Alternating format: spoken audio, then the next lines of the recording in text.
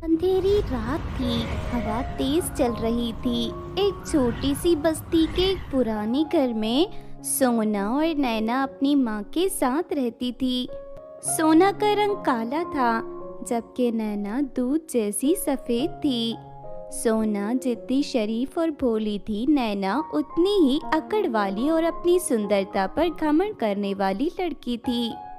नैना सोना के साथ हमेशा दुर्व्यवहार करती थी। जब भी दोनों के पापा नए कपड़े लाते, नैना तुरंत उससे छीन लेती थी। अरे सोना, ये सुंदर कपड़े तेरे काले रंग पर अच्छे नहीं लगेंगे। तू इनमें और भी गंदी लगेगी। मैं पहनूंगी इन्हें, समझी ना? सोना की आंखों में आंसू आ जाते हैं। वो चुपचाप अपनी माँ के पास जाकर रोना शुरू कर देती है। माँ उसका सर सहलाते हुए कहती है, बेटा, सुंदरता मन से होती है। जो इंसान अंदर से सुंदर होता है वही सच्चा सुंदर होता है। तेरी माँ हमेशा तेरे साथ है, फिक्र मत कर। सोना माँ की बात सुनकर थोड़ा शांत हो जाती है, पर अंदर ही अंदर दुख महसूस करती है। कॉलेज में भी उसके साथी उसके रंग को लेकर चिढ़ाते थे। कोई उसके पास बैठता नहीं था, कोई उसका हाथ नहीं पकड़ता था। वो अकेला सा महसूस करती थी।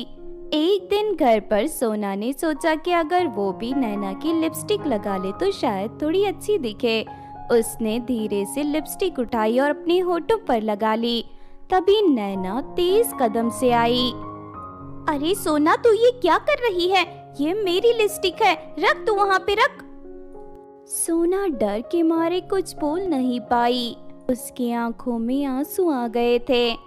मेरी लिपस्टिक कैसे छुए तूने? हाँ, तेरी औकात नहीं है मेरी लिपस्टिक लगाने की। चल भाग यहाँ से, वरना मैं ऐसा पीटूंगी कि तेरा मुंह दिखाने के लायक नहीं बचेगी तो। ये कहकर नैना जोर से एक थप्पड़ सोना के गाल पर मार देती है। सोना गिर जाती है, फिर भी नैना रुकी नहीं। उसने सोना को मारना शुरू किया। अगर माँ से कुछ बोला ना तो तुझे नदी में फेंक दूंगी, समझ गई ना तू? चुपचाप अपना मुंह बंद कर और ये अपना काला मुंह लेकर चली जा यहाँ से। सोना रोते रोते सुन रही थी। माँ घर पर नहीं थी। जब माँ आई तो सोना चुप रही। माँ ने देखा कि सोना के हाथ और पैर में चोट लगी है। माँ ने सोना से पूछा, बेटा, तुझे ये चोट कैसी लगी? दिखाओ तो, देखो कितना खून बह रहा है। बताओ तुम्हें ये चोट कैसी लगी? सोना चुप थी। उसने सोचा कि अगर माँ को सच बता दिया तो नैना सच में उसे नदी में गिरा देगी। उसने झूठ बोल दिया कि वो गिर गई थी। माँ ने उसके जख्म साफ किए, पर उसका दुख नहीं समझ पाई। दिनों के साथ वक्त आगे बढ़ने लगा। एक दिन एक अमीर लड़के का रिश्ता आया सोना के लिए। माँ खुश थी। उसने नैना से कहा, नैना मेरी बेटी सुन, जब वो लोग आए तो तू सामने मत आना। तेरा रंग गोरा है, कहीं उन्हें लगे ना कि तू लड़की है। और वैसे भी तू जानती है तेरी बहन को कितने लड़के वाले आकर देख चुके हैं। ये हमारे पास अच्छा मौका है, समझ गई ना तू मेरी बच्ची? नैना ने अपनी माँ की बात सुनी, पर मन में गुस्सा भर गया। जब लड़का अपनी माँ के साथ घर आया तभी माँ ने सोना को बुलाया, लेकिन जैसे ही उन्होंने देखा, लड़के की माँ तुरंत बोल उठी, अरे अरे, ये तो काली है। हमने अपने बेटे की शादी किसी कलोटी लड़के से नहीं करेंगे। हमारी जब बात हुई थी आपने नहीं बताया कि आपकी बेटी काली है, वरना हम यहाँ रिश्ता ही नहीं लेकर आते। अपनी माँ की बातें सुनकर लड़का थोड़ा गुस्सा हो गया और कहा, माँ, आप ऐसा किसी की बेइज्जती नहीं कर सकती। रंग से इंसान की अच्छाई नहीं देखी नहीं जा सकती। और वैसे भी मुझे पता था कि लड़की सांवले रंग की है। पंडित जी ने मुझसे पहले ही कहा था। नैना ये सब देख रही थी। उसने देखा कि लड़का अमीर भी है और अच्छा भी। उसने तुरंत एक चाल चली। नैना अंदर आ गई। जल्दी से अपने सुंदर कपड़े पहने, गहने डाले और सज धज कर बाहर आई। लड़के की माँ उसकी सुंदरता देखकर हैरान रह गई। अरे वाह, ये तो परी जैसी सुंदर है। ये हमारे बहू बनेगी। चौधरी जैसे चांद की तरह चमक रही है ये लड़की, और आप हमें ये काली कलोटी बैंगन लोटी को दिखा रही थी। उन्होंने तुरंत शादी फिक्स कर दी। माँ ये सब देखकर गुस्से में भर आई। तुझे शर्म नहीं आती? तेरी बहन का रिश्ता आया था, तूने ये सब क्यों किया? अब कौन करेगा तेरी बहन से शादी? माँ मैं इतनी सुंदर हूँ तो मुझे ही उस अमीर लड़के से शादी करनी चाहिए। सोना तो वैसे भी काली है, उसके लिए कोई और देख लेना। आपने देखा ना लड़के की माँ क्या कह रही थी? सोना की आंखों में आंसू भर आए। वो दौड़ती हुई घर से बाहर भाग गई। सोना बिना सोचे समझे दौड़ती चली गई। उसके दिल में बस एक ही दुख था, उसकी अपनी बहन ने उसे धोखा दिया। नैना की हर बात, हर बेइज्जती उसके मन में गूंज रही थी। मैं इतनी बुरी क्यों हूँ? भगवान ने मुझे इतना काला क्यों बनाया? क्या सच में सिर्फ सुंदरता ही सब कुछ होती है? बोलिए ना भगवान जी, बोलिए ना। वो जंगल के एक सुनसान रास्ते पर पहुंच गई। आंसू पोंछते पोंछते वो एक कुएं के पास पहुंच गई। रात का समय था, चांद की हल्की रोशनी पानी पर पड़ रही थी। वो दौड़ती हुई नीचे गिर गई और उसका पर्स कुएं में पड़ गया। वो धीरे से झुककर उसे उठाने लगी पर वो फिसल गई। उसका हाथ कुएं के अंदर लटक रहा था। उसने अपने आप को संभाला पर तब तक उसका पर्स पानी में गिर चुका था और अंदर चला गया था। अरे नहीं, ये पर्स तो मुझे माँ ने दिया था। अब मैं क्या करूं? इसे कैसे उठाऊं? वो अपने पर्स को पानी से निकालने का प्रयास कर रही थी, तभी पानी में से एक अजीब सी लहर उठी। धीरे धीरे कुएं से एक रोशनी निकलने लगी और एक सुंदर परी सामने आई। सुंदरता सिर्फ रूप से नहीं होती, मन से भी होती है। बेटा, क्या ये तुम्हारी पर्स है? क्या यही पर्स है जो पानी में गिर गई थी तुम्हारी? परी के हाथ में एक सोने का चमकदार पर्स था। सोना हैरान थी। उसने मना कर दिया और कहा कि ये उसका पर्स नहीं है।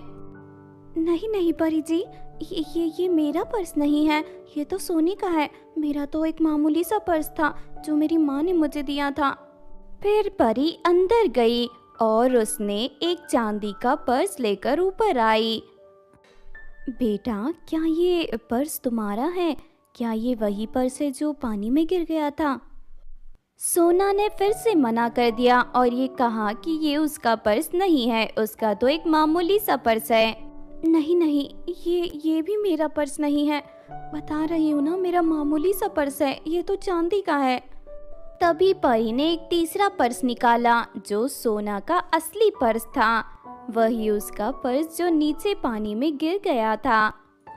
बेटा, क्या यही है तुम्हारी पर्स जो पानी में गिर गई थी?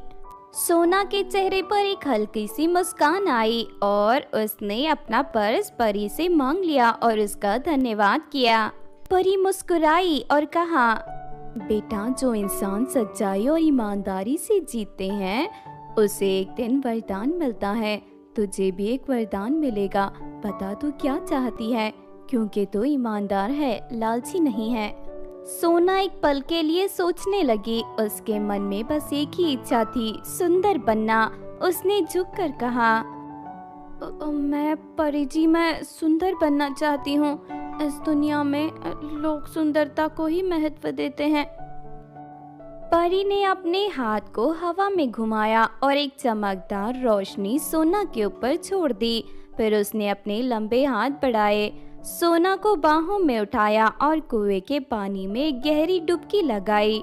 एक पल के लिए सब कुछ अंधेरा हो गया। जब सोना फिर से पानी के ऊपर आई, उसका पूरा शरीर चमक रहा था। उसका रंग दूध जैसा गोरा हो गया था। आंखें और भी गहरी और सुंदर हो गई थी। बाल रात की तरह काले और लंबे हो गए थे। उसका रूप एक परी जैसा लग रहा था। सोना अपने हाथ देखती है। ये सच है, मैं सुंदर हो गई। देखो तो मेरे हाथ कैसे चमक रहे हैं। आपका शुक्रिया परी जी, आपका शुक्रिया। बेटा, ये तो सिर्फ तेरा बाहर का रूप है। तू पहले भी सुंदर थी, बस दुनिया देख नहीं पाई। सोना ने परी का धन्यवाद किया और खुशी खुशी घर की तरफ भाग गई। सोना नए रूप में घर की तरफ दौड़ रही थी। उसका मन एक अजीब सी खुशी और उत्साह से भर गया था। उसने अपनी जिंदगी में पहली बार इतना हल्का महसूस किया। उसका रूप नया सिर्फ उसके शरीर तक सीमित नहीं था, उसके अंदर एक नया विश्वास का जन्म हुआ था। अब वो दुनिया का सामना करने के लिए तैयार थी। जैसे ही वो अपनी बस्ती में पहुंची, सब लोग उसकी तरफ देखने लगे। कोई उसे पहचान नहीं पा रहा था। छोटी बच्चियां उसकी सुंदरता देखकर एक दूसरे से बातें करने लगी। औरतें उसकी तरफ हैरानी से देख रही थी। अरे ये कौन है? ये तो किसी राजा की बेटी जैसी लग रही है, बिल्कुल राजकुमारी की तरह। हाँ, लेकिन इसके कपड़े तो बिल्कुल सोना जैसे लग रहे हैं। ऐसे कपड़े तो सोना पहनती है ना? अरे नहीं, सोना तो काली थी। ये तो कोई और होगी। देखो तो कितनी सुंदर है, और देखो उसकी बदन से कैसी चमकदार रोशनी निकल रही है। सोना चुपचाप घर की तरफ बढ़ गई। जैसे ही उसने दरवाजा खोला, उसकी माँ और नैना उसे देखकर दंग रह गए। ये कौन है? माँ, आप मुझे पहचान नहीं पाई? मैं हूँ आपकी बेटी सोना। माँ के हाथों से कांच का बर्तन नीचे गिर गया। उसकी आंखों में आंसू का दरिया उमड़ पड़ा। सोना मेरी बच्ची, ये कैसे हो गया? तू इतनी सुंदर कैसे हो गई? मेरी बच्ची कैसे हो गई? सोना माँ के गले लग गई। माँ की आंखों से बहते आंसू में हर दुख पिघल रहा था जो उन्होंने सालों से देखा था। लेकिन नैना का गुस्सा उसके पिघलते आंसू से भी बढ़ रहा था। नैना अपनी बहन को जलन भरी नजरों से देख रही थी। ये तो जादू है, ये कैसे हो सकता है? तू एक ही दिन में इतनी सुंदर कैसे हो गई? कोई ना कोई राज है, मुझे बता, चल जल्दी बता। सोना ने अपनी बहन की तरफ देखा। आज पहली बार उसके चेहरे पर नैना के शब्दों का दुख नहीं था। उसने शांत स्वर में कहा, नैना, मैंने तो बस ईमानदारी दिखाई है और परियों ने मुझे ये वरदान दिया है, कुएं की परी ने। नैना का दिमाग घूम गया। उसने तुरंत पूछा, कहाँ? कौन सा कुआं? मुझे भी बता। कहाँ है वो कुआं? कहीं जंगल की तरफ तो नहीं? सोना, इसे मत बता। ये अपने लालच की वजह से किसी न किसी दिन मुसीबत में जरूर पड़ेगी। मत बता इसे कुछ भी। लेकिन सोना की रूह आज भी प्यारी थी। उसने सोचा कि अगर नैना भी ईमानदारी से परी का सामना करेगी तो शायद उसका भी भला हो सकता है। सोना ने धीरे से कहा, जंगल के बीच एक कुआं है। परी वहां आती है और सिर्फ सच्चे इंसान को वरदान देती है। तुम भी सच्चाई और ईमानदारी दिखाना। नैना ने ये सुना और बिना सोचे समझे वहां भाग गई। उसके मन में बस एक ही बात चल रही थी, अब वो सोना से भी ज्यादा सुंदर बनेगी। रात का समय हो चुका था। जंगल का माहौल डरावना लग रहा था। लेकिन नैना को सिर्फ एक ही चीज दिख रही थी, परियों का जादुई कुआं। जैसे ही वो कुएं के पास पहुंची, उसने अपना पर्स जानबूझकर कुएं में डाल दिया। फिर हाथ जोड़कर इंतजार करने लगी। थोड़ी देर बाद वहां परी पानी से बाहर आई। उसके हाथ में एक सोने का पर्स था। बेटा, क्या ये पर्स तुम्हारा है? क्या ये पर्स वही है जो तुम्हारा पानी में गिर गया था इस कुएं में? सोने का पर्स देखकर नैना की आंखें चमक गई। उसने खुशी से अपना सर हिला दिया। सोने का पर्स? हाँ, ये मेरा ही पर्स है। ये मेरा है। नैना की बातें सुनकर परी थोड़ा गुस्सा हो गई, लेकिन फिर भी उसने एक और पर्स दिखाया जो चांदी का था। बेटा, क्या ये चांदी का पर्स भी तुम्हारा है? हाँ, ये सोने चांदी के दोनों पर्स मेरे हैं। मेरे से ही पानी में गिर गए थे। जैसे ही उसने ये कहा, परी की मुस्कुराहट एकदम से खत्म हो गई। उसका रूप बदलने लगा। उसके सफेद पंख काले होने लगे। उसका चेहरा एक भयानक चुड़ैल का रूप ले चुका था। नैना की आंखों में डर साफ दिख रहा था। नैना घबरा गई थी। ये क्या हो रहा है? कौन हो तुम? कहाँ गई परी? मैं वही हूँ जो सच्चों को वरदान देती हूँ और लालची को सजा। तू झूठी है, तुझे झूठ बोलने की सजा मिलेगी, सजा। नैना भागने लगी, लेकिन चुड़ैल के हाथ लंबे हो गए और उसने नैना को झपट लिया। नैना चिल्लाने लगी, छोड़ो मुझे, मुझसे गलती हो गई। नहीं, ये दोनों पर्स मेरे नहीं है। छोड़ो मुझे। लेकिन चुड़ैल ने बिना एक शब्द कहे उसे पानी में खींच लिया। नैना जोर जोर से चीखने लगी, लेकिन उसकी चीखें सिर्फ जंगल के अंधेरों में खो गई। उसने तैरना नहीं आता था और धीरे धीरे वो पानी के अंदर डूब गई और जंगल में गूंज रही थी आवाज, एक लालची लड़की की चीखें। 2 दिन बाद बस्ती में चर्चा हो रही थी कि नैना जंगल में गई थी और वापस नहीं आई। माँ परेशान थी, लेकिन अंदर ही अंदर उसके मन में एक दुख नहीं था। बेटा, जो अपनी ही बहन के साथ नाइंसाफी करे उसका अच्छा कैसे हो सकता है? मैंने तुझसे कहा था कि उसे मत बताना, उसका लालच उसे ले डूबा शायद। तभी एक कार बस्ती में आई। वही अमीर लड़का अपनी माँ के साथ घर आया। उसकी माँ हैरान थी। ये तो वही लड़की है जो काली थी, ये इतनी सुंदर कैसे हो गई? लेकिन लड़का चुप रहा। उसने माँ की तरफ देखा और कह दिया, माँ, मैंने कहा था ना, सुंदरता मन से होती है। इस लड़की का दिल अच्छा है और मुझे सिर्फ इसका दिल चाहिए। मुझे इसके रंग रूप से कोई वास्ता नहीं। मैं शादी करूंगा तो इसी से करूंगा, समझ गई ना आप? लड़के की माँ ने कुछ नहीं कहा। लड़का सोना की तरफ देखकर कहने लगा, मुझे नहीं पता कि तुम फिर से गोरी कैसे हो गई। मुझे तुम्हारा काला रंग भी पसंद था। क्या तुम मुझसे शादी करोगी? मैं तुम्हें हमेशा खुश रखूंगा। मैं तुम्हारे रंग रूप को नहीं देखूंगा। सोना की आंखों में आंसू आ गए। पहली बार किसी ने उसे सिर्फ रूप से नहीं बल्कि उसके मन से देखा था। सोना ने अपनी माँ की तरफ देखा और हाँ में सर हिला दिया। हाँ, मैं तैयार हूँ आपसे शादी करने के लिए। सब लोग ताली बजाने लगे। माँ की आंखों से खुशी के आंसू बह गए और फिर शादी हो गई। सोना और लड़का दोनों खुशी खुशी जीने लगे। सोना ने समझ लिया कि सुंदरता सिर्फ बाहर की नहीं होती, अंदर की भी होती है, और जो अंदर से सुंदर होते हैं उनका जीवन सच में सुंदर होता है।